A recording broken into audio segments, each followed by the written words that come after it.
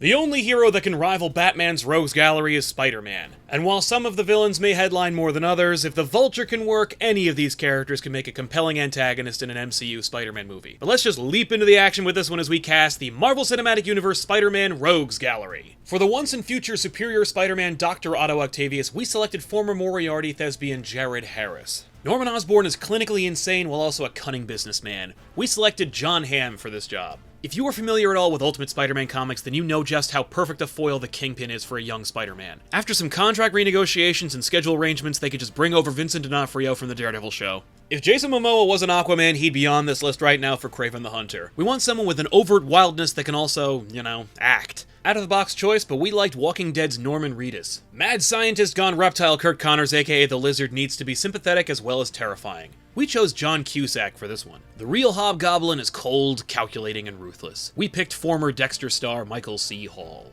Now, the Chameleon is obviously played by everyone in whatever movie he appears in, but when he's his usual self, we selected Peter Stormare for the job. Scorpion is wild and unpredictable. Since age doesn't seem to matter in the MCU for villains, we tapped former Colonial Marine Michael Biehn for Gargan. We like an unhinged punk-type Electro. Let's get Aaron Paul up in this bitch. Rhino is an unstoppable force of brute strength. Dominic Purcell has the bulk and the experience to blast through walls with a horn on his face. Now, we all know their top choice for Venom, so let's go with his son instead. Carnage is southern and crazy. We believe that Ben Foster could make Cletus Cassidy work. Why mess around with Mr. Negative? Get Ken Watanabe to play both sides and show off his range. Mob Enforcer for Hire Hammerhead would be expertly played by Ray Liotta. Everybody picks Bruce Campbell for the Master of Illusion, but that's a holdover from the Raimi days. Let's do something new and different. Our MCU Mysterio would be an overdramatic Tim Robbins. Jackal is just a creepy college professor who got his start in supervillainy by lusting after a student of his. We want somebody who can play creepy and funny while also hitting that age range. That's why we picked Stanley Tucci to play Miles Warren. We've already seen one Sandman, but an MCU Sandman could be nicely performed by Luke Evans.